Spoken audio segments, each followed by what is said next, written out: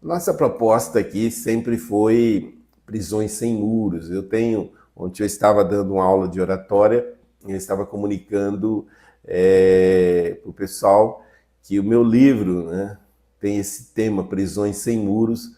Essa semana eu fiz mais 3 capítulos e o final, né, consegui finalizar o livro, né, com a chave mestra que abre todas as prisões sem muros, né? E eu acredito que breve nós vamos estar publicando esse livro e ele será extremamente redentivo para as pessoas. Há alguns anos que temos assim desenvolvido algumas palestras, algumas propostas nessa direção, que não são poucas as pessoas que vivem aprisionadas. Seu corpo está livre ou não, né? Indo para um lado para o outro, mas a sua mente, seu coração, seu casamento, suas finanças, a sua vida espiritual está presa. E não é uma prisão de ferro, não é uma cadeira de rodas, muitas vezes, né? Não é uma limitação física, mas é uma prisão que não tem muros, que a pessoa não entende como Jesus veio para me dar vida e vida em abundância, libertar todo cativo, porque eu ainda estou preso.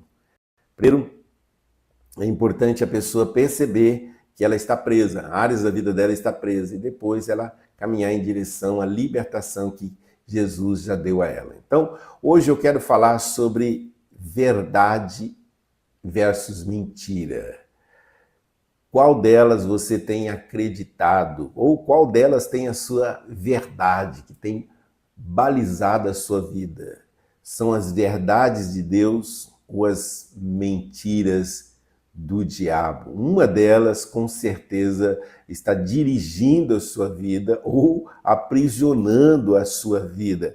Qual delas é o balizador da sua vida?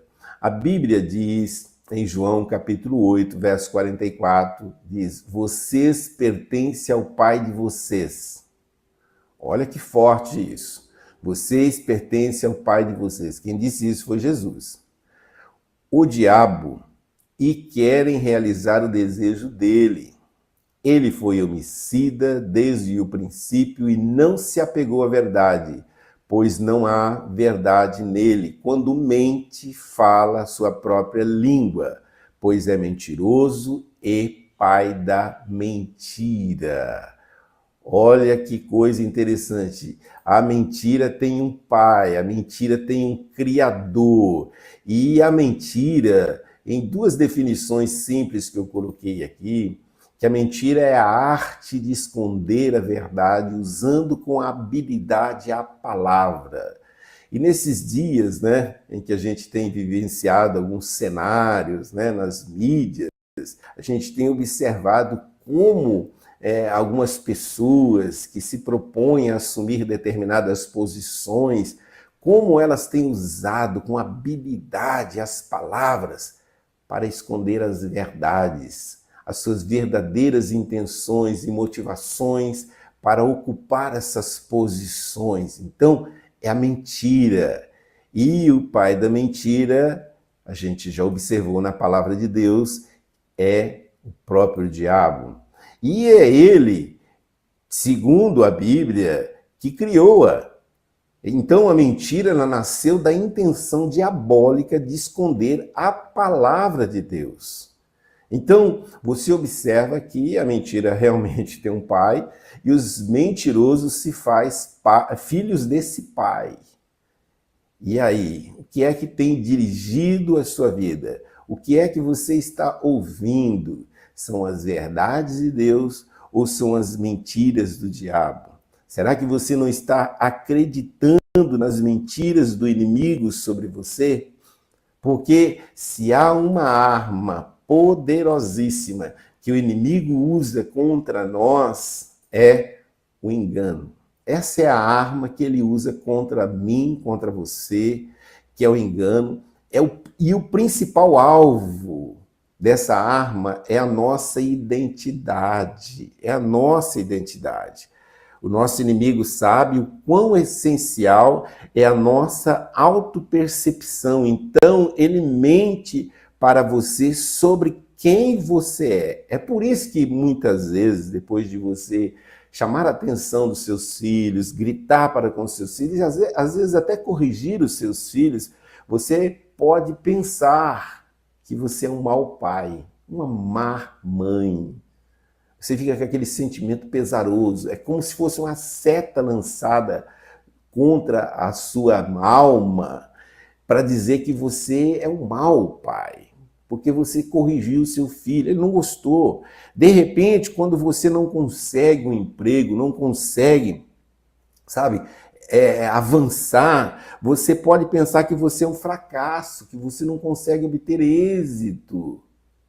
São sugestões, são setas que o inimigo muitas vezes lança sobre a sua mente, são mentiras. Ou ainda quando você percebe que não leu a Bíblia, ou que não orou, sabe, o quanto deveria orar essa semana, você pode sentir um mal cristão. Então, o inimigo, ele usa do engano para atacar a nossa identidade, nos aprisionando. Então, o seu inimigo espiritual, ele aproveita todas as oportunidades para mentir repetidamente para você sobre quem você é. Ele diz assim que você é um fracasso espiritual e você às vezes está se sentindo fragilizado, você acredita. Não, realmente, né? Você não tem o que você precisa, aí você vive em busca, sabe, de algo que de repente não é aquilo que Deus tem para você, mas você acreditou nessa mentira. E em Cristo Jesus nós já temos a ampla suficiência, mas infelizmente, muitas vezes o inimigo fica gritando na nossa orelha que nós não temos o que nós precisamos, que nós nunca podemos ser uma pessoa saudável. E aí a gente acredita que temos sempre uma dor aqui, uma dor acolá, uma doença aqui, uma doença acolá, um diagnóstico aqui e outro acolá. O inimigo buzina na nossa mente, mentindo para nós, dizendo que a gente não pode ser uma pessoa pura, santificada, justificada. Ele mente para nós, dizendo que a gente nunca pode ter um bom casamento. Então a gente fica olhando, sabe, aquelas coisas fantasiosas, fake, sabe, nas redes sociais, dizendo, não, é isso que é casamento, é isso que é família. Aí você olha para o seu casamento, para a sua família e fala, meu Deus, eu não tenho um bom casamento, uma boa família. Mas quem que diz isso para você? Não é Deus, mas é o inimigo. O inimigo muitas vezes diz que você nunca vai poder ser financeiramente livre e você fica escravizado, sabe, das dívidas, das limitações que a ausência de recursos proporciona. Quem que está dizendo isso para você? Não é Deus, é o inimigo. O inimigo diz para você que você é um inútil, você é imprestável, você é limitado, você não serve, você é descartável.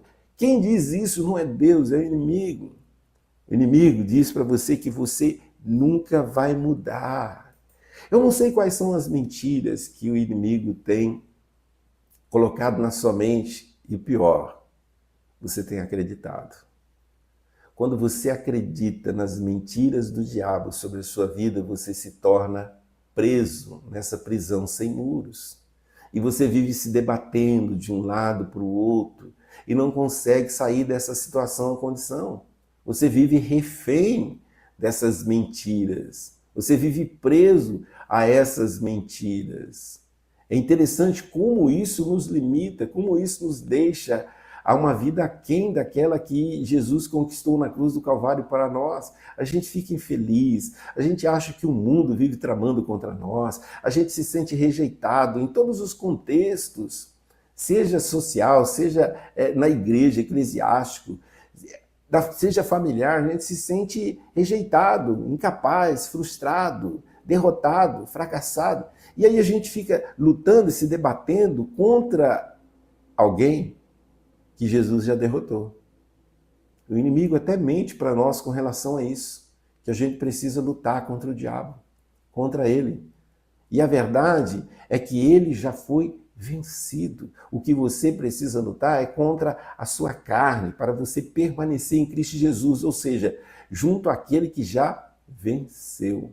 É só resistir ao diabo e ele fugirá de vós.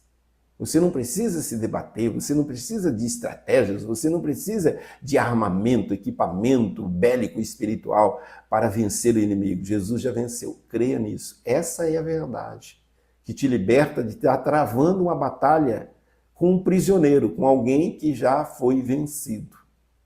Aí, por um outro lado, se o inimigo ele aproveita do engano, das mentiras para te aprisionar, por um outro lado, existe a verdade.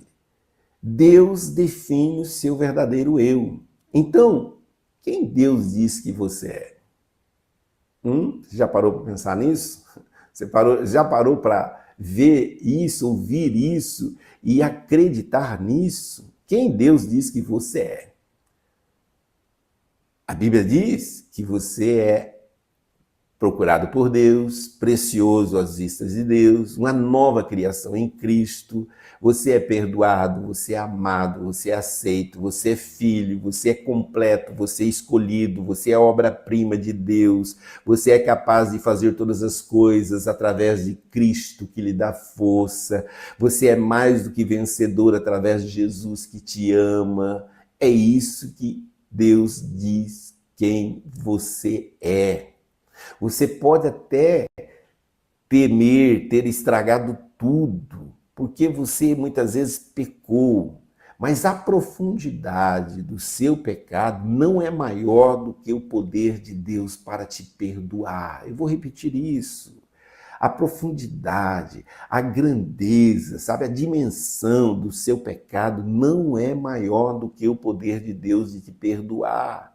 Suas más decisões não são maiores do que o poder de Deus de te redimir e te restaurar. É isso que você precisa acreditar. Saiba que o próprio Jesus ele foi tentado na sua identidade.